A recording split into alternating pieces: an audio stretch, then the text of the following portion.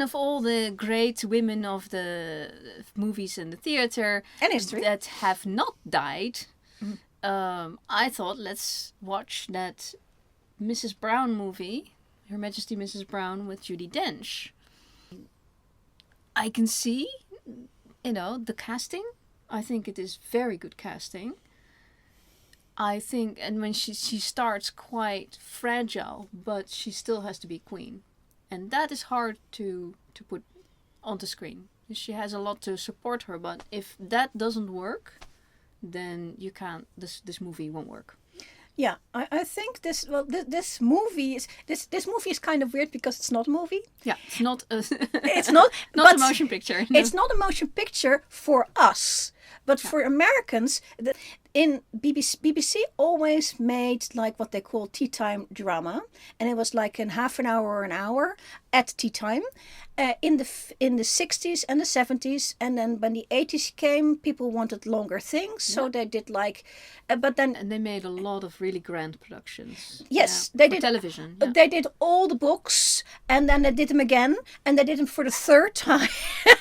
by the 90s, you come to the third time, and they're doing instead of just in series, they're doing like one-off things, and this film is a BBC production that was shown on TV, meant for TV, but because they were already for a long time, stuff already went to PBS in America, and so the systems in Europe and America are different, NTC versus PAL, so you have to do it on film. So they had been doing stuff BBC had a charter against doing film because film's too expensive, but once digital came out, some pre-digital stuff, you can do a high definition digital recording of it, and then send it to the States for PBS, putting it on PBS, and then somebody said, if you want something to be considered for the Oscars, it needs to be in cinema. Yep. So somebody said, let's put it in cinema. It needs to be like for like a couple of weeks in any cinema in America. It doesn't need to be big, but it needs to be that. So they did it, and it had such a success that they just prolonged it as a cinematic movie, which is what not meant for it. Miramax brought it to the cinemas. Yeah. Because they saw it and they were like, this is great, this is fantastic, the American public wants to see this. Yeah. Because these things, there's for what they call indie movies, and BBC is not an indie company, of course, but for the indie movie, you can go to a festival and then be picked up by a production company like Miramax and be picked up, and they continue it. It's complicated. But so this movie was never meant to be a cinematic movie. But it is BBC production. They want to take it seriously. Yeah. And they were doing the semi-widescreen stuff. Yeah. It was in 3x4. Was it? My version was. Okay, I'll have to look it up. There is a so it was point. Pre-widescreen television. There is a point quite around this time, maybe a little later, where they're making from the 3x4. They're going a little bit wider, and then they were going as wide as we are now. So they had an in-between format. Yeah, but this is just before it. This is that they didn't start doing that until 1999. So. And I think the reason why they chose to do this particular subject, I think there is history. B, there's probably a book. I'll have to look it up if there is a book, probably. But you have Judi Dench, who is always the more of the regal lady than she was. When she was younger, she also already played older parts. And then you have Billy Connolly. Yes. And his Scottish background, which is absolutely spot on. He is actually more known for being a stand-up comedian doing Scottish skits and stuff like that than for an acting. But I had never seen him in an acting role before. Oh, you haven't? And he's very good. You have. If you ever look him up in his comedy, when he does actual Scots, he's completely unintelligible because he's doing the BBC version of Scots here. Yeah. This is certainly in late 90s. It wasn't yet acceptable to put on a super heavy it has accent, to be understandable, but he cannot do without his accent because he has his accent. Also, most of it he is actually in her court in England, and he will have to make himself understood. It's like the Mr. Brown himself. Yeah, but So- the entire time that we see him he's dealing with her court, and her court is going to be Southern British, not even when they go to Scotland. The court is still, the entire court is Yeah. coming. Yeah. Bring everybody. Complaint I have about this movie is that yes, I'm aware of history. I know who Disraeli is, and I can pick him out from a picture. It's the one with the No. pointy nose. No, And- I don't. And there is a bit of a who's who. You're looking at who's Yeah. who in this movie. Yeah. Which is For that, you can see it's a BBC production. They're just talking to the British public, and you're supposed to know all this. Yeah, and I'm not. I don't. and they could have done a little bit more with introductions. Just I thought it was okay. Disraeli needed a little bit more introduction than that, because Yeah. they falls on you very suddenly. But and they- as in history, he is very known to people who know British history of this time. Yeah. As important, and the importance of him doesn't really come out in this, because that's not what this movie is about. No, but they do make the storyline. We keep coming back to him, and that he is actually quite happy that the Queen is secluding herself. Yeah, and, until he isn't. And of course, until he isn't. I mean, it's all about politics for him. So it's like, It's a politician. It's that. yeah. So he's he was very close to let's just do away with this whole monarchy thing, because the thing was dragging on for a very long time. Her But her he, mourning. until he realized it was not in his best interest to get that far. Another thing that this movie doesn't really tell you, because this is a movie meant for the British audience who has seen all the other tea time dramas, who knows this style, who knows a lot of the history because British, and they know the prehistory of Victoria and Albert. There is, by the way, another a series that they did after called Victoria and but Albert. that's only like 5 years ago. No, it's like 2007, something like that. Oh, that one I didn't see. There was a Victoria and Albert series which explains why she is so hung up on this Albert guy, who is dead by the time this movie starts. But everybody in Britain knows why she's hung up on this guy. And so it It is presupposes... introduced in the film. It is introduced pretty clearly as well. Yeah, but not what he did for her. No. Because that's kind of important. Because as the film progresses, she has a vacancy basically, and that's we know that the film doesn't tell you that. It tells you that she's in mourning, and she's overdoing it on the mourning part. And that's absolutely in this movie, but she has a vacancy for somebody to be a soundboard to her, who tells her, you know what, you shouldn't be doing this, because she gets no pushback from anyone. Not even from Disraeli a little bit, but only in his best interest, and from any other politician only in their best Yeah, interest. well, it's literally lonely at the top. Yes. And this is And- she was born into this. It wasn't her choice to get to the top. Yeah, and as So- long as Albert was there to help her be that soundboard, and then he's gone, and then what's she supposed to do? Bertie, the son, there's no way he can take it. They take that over. No. And so this John Brown steps up as the soundboard, but he is too lowly for Yeah. the rest of the Yeah, world. he can't marry her. And I don't even think that That's- they were looking for marriage. No. The problem that the film doesn't really tell. Well, Because she also, it's very clear, she is so heartbroken over this loss of her husband. She is never going to be open to another marriage. No. And But she it's doesn't not need- in there it's is not no in the need. interest of the British public or the British government to even want her to get married again. There is because no you need. only get another person. There is literally no need. She No. has so many kids. You Yeah. get married as a queen or a king. You get married to have enough heirs. She has enough heirs with bells on. She has enough heirs. Oh, and, yeah. So She has that's too not a many problem. heirs. And also, if she were to marry somebody, she wouldn't be able to have any more kids anyway, because she's too old. But that's not about kids. It's just having, the whole concept of she can then get out of mourning. because she's not going to get out of mourning. The problem with None of this is bringing her out of mourning at any point. the problem with her not getting out of mourning is that the whole country felt sorry for her that her husband died, and everybody agreed with that. But the country needs a running, and she is the one person who cannot afford to wallow in mourning forever. Yeah.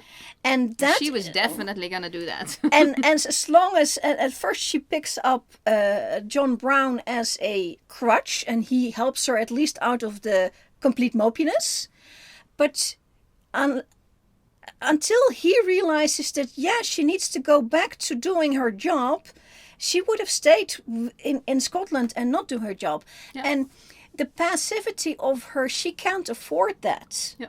I mean, I understand it. She's very upset. She loved Albert very much, and any other person, if she was the baker's wife, it would have been fine. Yeah.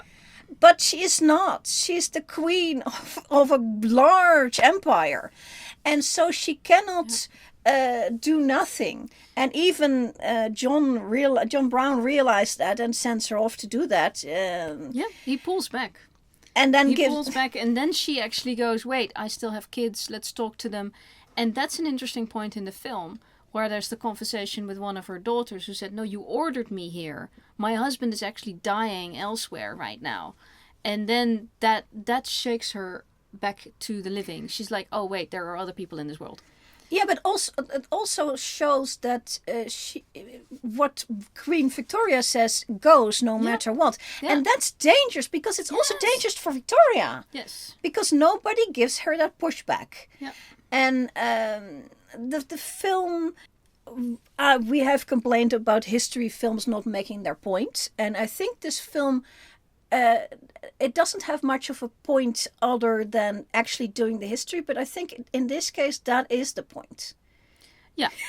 And I like the way they presented that, because you first see John Brown later. I mean, you don't realize that until a good ways into the film, but the first scene with him is actually the last scene of the film. It's a very classic way of framing something, going, this is where we're going, and now we're showing you how we get there. And I think that's a good way of doing history, because history is not about, oh, you didn't know about this, here, let me spring it on you. Yeah, I mean, that's fine too. But the history stuff, and if you're doing it straight up, you're going to at least tell people what they think. They've already got some information. So I prefer that over, let's call it, the Napoleon film, stuff like that. And when we go back to the Napoleon film, we did one on Disraeli from the 1950s, which is also about Napoleon. But again, they're showing it from another perspective. And this film goes effectively along with John Brown. Basically, yes. It's his story, kind of like what he experienced. I mean, we're not staying entirely in the first person point of view. We also see her. Pretty much. We get like a couple of scenes of her without him, but not much. Yeah. And even the scene that is centered on her, she's looking at him standing outside with the horse. Yeah. So it's her reaction of the camera on her. That's where you kind of get out of the first person narrative, but basically it's his narrative. And we don't know his narrative because the film tells us that diary is gone. Yeah. So we probably have her diaries, and you will read what and accounts from other people. There will be people who have written stuff down, but there's like the Beau Brummel film. It's also from, I think, the 50s with Stuart Granger and Ustinov as Peter Ustinov as the Bertie of that day. I mean, it's not this Bertie, and he teaches the Prince of Wales to be a Prince of Wales. And that effectively is this. What's the kind of the core of this story is John Brown is there to teach her to become a queen again. Yeah. Not to teach her, but to help her and to support her and give her feedback on. And this film makes that point well. Yeah. What the film doesn't tell you is the reason why, or it shows you that the other people, the other royals, are very against him at some point. They have somebody beat him up because they want to get rid of him, and the film does not tell you why. And I think I will tell you why. The reason is that the British monarchy has had a lot of interlopers, people who come to a royal and get too much influence on that royal and get land. And in Middle Ages and late Middle Ages, where that happened, where they got privileges that they were not meant for them, like dukedoms and stuff like that. And there is one story of a gay king who favored his gentlemen who are too low birth and gave them too much land, and also didn't make a baby with his queen, which means no heir. Worse. That's the worst. It's always a question of a bunch of different things, and they were worried about Victoria, that she was getting influenced by this Scots. Weird Scots person. It was a danger. It was a danger. Absolutely. So he seems to have. At least the film implies that he kept it on a professional level. Once she goes back into public life, he becomes her security officer. Yeah. A office that didn't exist at the time, and not until quite a while. Basically, until that assassination of Ferdinand in 1914. Yeah. 1914 is when they started to take security really seriously. This is not her entire time. He is a bodyguard. He's a bodyguard, and it hasn't been invented yet. Yeah, he's a bodyguard. He checks every door and he checks that every door and every window is locked before everybody goes to bed. He does a checklist. It's like these things are very normal now, but they were brand new then. And the film doesn't really. It sort of shows it, but it doesn't. That's not the point. That's not the point. He's shown a little bit that he's inventing what he is. He's not just the stable master. And taking care of her personal horse. He takes over that group that is taking care of the queen, and she effectively says, "Yes, that's fine." But that's already what Albert also did. Because in that Victoria, there's like two Victoria and Albert things, and one is called Victoria, and the other one's called Victoria and Albert. One is a one-off, and one is a series of a bunch of episodes. And basically, when he comes from Germany first time to live, he starts to modernize things like having all the hearths full of wood ready to fire up. All these things that are so standard, like organizing the inside of the running of the castle, making sure that the windows outside are also cleaned, because you want to be able to look outside. These such basic things, and he had to organize that. It's like 20, 30, 40 years earlier. And now this character, John Brown, is now doing that. Yeah, and she feels really comfortable with him. Because it's familiar. And that's really nice. That's what she wants from him. She's missing a strong male voice that just says, "All right, woman." And now we're having food. Now we're having. Now we're riding, and get on your horse properly, kind of thing. And on the one sense, that could be like, does she really want somebody to command her? But on the other sense, it's already been said here, she has nobody that pushes back to her. Like zero. She doesn't have a dad. She doesn't have a brother. She doesn't have anybody who can actually say, listen, sit up straight, kind of thing. Oh, you're being dumb. Yeah. Very important. The Wikipedia was saying that it was also known that the Queen Victoria had depressions. And so this would have hit her extremely hard, and it was like clinically hard to get out of this depression. Yeah. And to have somebody help you in a situation that just seems to have had the feeling of like, okay, all right, let's just get out there. You're not coming on your, I'm here for the horse. Come on this horse. We're going. And she's probably riding every day for like 2 years with this guy. But she was already riding with Albert. When Albert... You need somebody. Albert is a very interesting character. He's not in this because not about Albert, but Albert was a German who comes to England, and there was something. It took him a while to figure out what the problem was. The problem is gezelligheid. The British don't have it. The British don't have it, and he brought it. He brought a Christmas tree. He brought singing, doing Christmas together with the kids.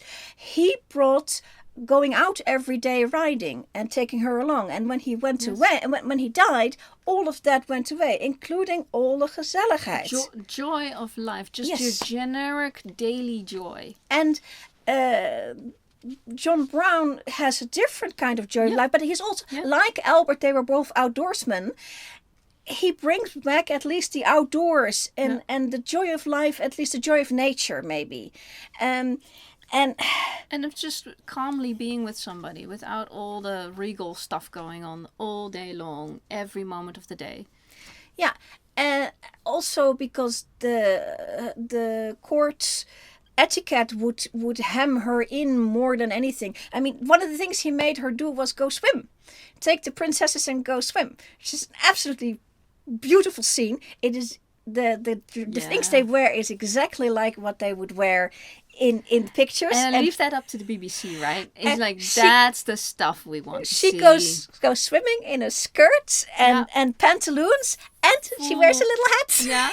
Yeah, because she's outdoors, so you have to, She rides side saddle, which is actually now people... Through the whole thing, People have decided they never gallop in that, because I think in 97 they already realized this is dangerous. Side saddle is actually dangerous, so they're not letting the ladies ride side saddle and gallop anymore because it's too dangerous. Yeah, Sisi, Elizabeth, Empress of Austria, she went galloping on side saddle. Yes. Yeah, but it's very the danger is that if something goes wrong, you have your leg caught under the strap. Yeah. Oh yeah, I mean, hello. So if you ever see it side saddle in modern movies, they're not going to be galloping, or it's going to be faked. No, it's just calm, trotting along. But at least you're outdoors. Yeah, you're going somewhere. One of the things that struck me about John Brown is that he is very obsessive. He comes there and he says, "This is not how I want to be doing things." I mean, he seems to be already very much pro-royals, and his cousin friend, well, he was some sort of... he was a companion of Albert. He went with Albert. Whenever Albert came to Scotland, he would be hanging out. So he knew Albert. Yeah, and he was called to the court to do this job. And then he never left. It was like, this is it. I think the moment he got there, he felt this was... the duty. Yes, his duty, his lifetime ambition. He was, and I think he was very obsessive about it. He was not doing anything else from that moment on. He had no lady. Yeah. And so he has no commitments other than this. And this is a really good commitment to spend your life on. Yeah. Protect the Queen of England, even maybe a charge from Albert, that Albert and him talked about it, and that he said something. And see, we don't know this. We don't know this. This could have happened, and maybe he just plain feels that if he can do some good here, that and I think that they pretty much said that in the film. Yeah. He feels he can do some good. This film has taken up a chunk of history, which is, these people are real, and try to make it an understandable narrative. But there's a bunch of questions they cannot answer because there are no answers to that. And I think that's okay. That's okay. That's okay. That's okay.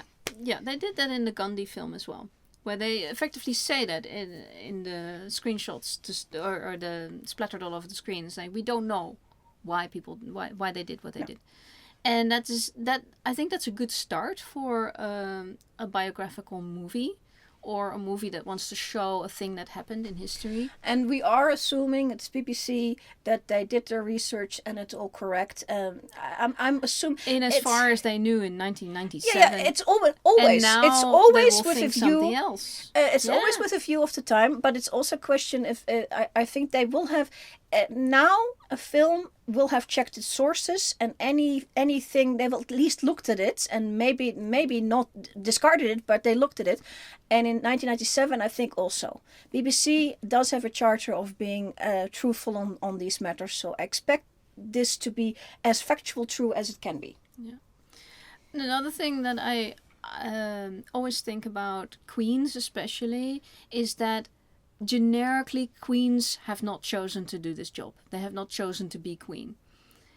Even the ones that marry into and they're there for the queen consort, but they never call it that. They always call it the queen. If it's like there's a king and queen. But she's a queen but regnant she here. is a queen. It's a queen regnant is what she's called. Regnant, okay. And a reigning queen. Yeah. She didn't choose this life. She knew she was trained for it. She knew she was going to be doing this, but you do get a lot for the job. She has to show up for a job, but she gets a lot. She gets everything else catered for her. And anything she wants within a certain reasonness, she can ask for. If she wants John Brown, she can have John Brown. And we can talk about undue influence afterwards, but she couldn't can have John Brown in the sense of what the rumors were about. Is they were. But it's rumors. The rumors were like she was having sex with him. It's rumors. It's rumors. It's rumors. Very unlikely. Literally, there is a scene in this movie where they are alone out in a carriage, and I think that's just not true. I think that's license of this movie. If you go out in a carriage, there's going to be a hand person. Oh no, there's another woman in there with her because she will have her exactly right hand woman, and there will be somebody with the horses. And they showed as well. it in the when she was walking around. You showed that there were these three women who were always one step behind her, and when she stops, they have to kind of like double back because. But when the film, they were very clear. When the film actually shows just her and him.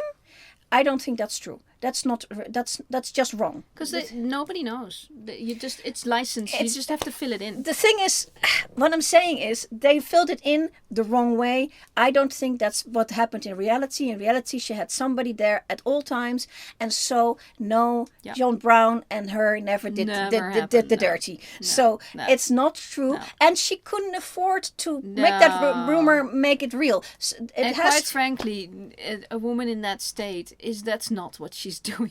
So it's nonsense. It's silly. But the undue influence is a valid comment that the other people had, and that's why. Very much because it went on for so long, and then the question is, will this ever stop? How far is his influence going to be? How far will he crawl up the ladder on her dime, effectively? Yeah. And that I think is legit that they were starting asking these questions. Yeah. And that's why that's also the reason why he sent her back, also because he realized she has to go back. Yeah, and it had to stop at some point. And then you get the situation where he suddenly diminished in access to her. She was in grief. She was away 7 years. Yeah. 7 years. That's a ridiculous amount of grieving time. Yeah. And even in a Victorian age, named after Victoria, there were rules about grieving. Yes. You can only grieve so much for such and such a family member, and there is an end to it, and that's the problem here. It never came to an end until John Brown got her to come out of her funk. Yeah.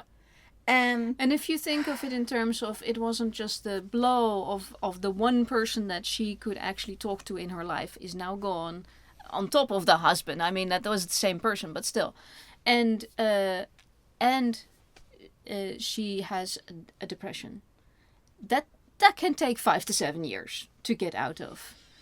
Unfortunately, all the kids were also kind of caught up in it. Yeah, because they cannot. The kids can't. These kids can't tell their mother, "Come on, let's go out and let's go do something," because of her status, and that's the problem. She boxed in because of her status, and she was always, from the day she was born, she was boxed in because of her status. So this lady has no normal life, and so you get an interesting film of an interesting lady who has no chance of a normal life. Good news, she got out of it.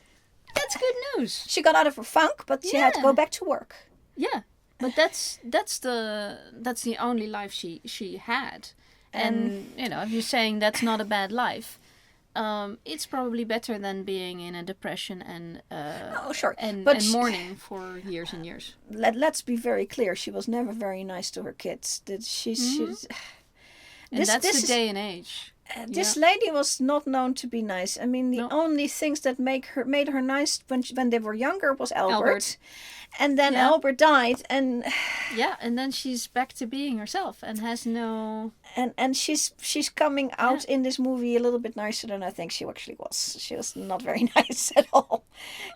Judi Dench is wonderful. We love. Oh, so good. And Connolly was awesome. Oh yeah, he's so good. Awesome. I don't really get. I mean, everybody did a fantastic job. I would have liked it have been like a remastered version. That would be really nice. Because mine was not that good. There should be a remastered version of it, but the original is going to be on HD, some sort of HD digital stuff, and not on any sort of. I don't think it's ever was on any sort of actual film. No, BBC. It wasn't even HD. I don't think. Well, so. There should be a better version of it than just TV version. Yeah. I recommend. Yes. And recommendations definitely. Yeah. And that's my opinion. And my opinion. And we're sticking to it.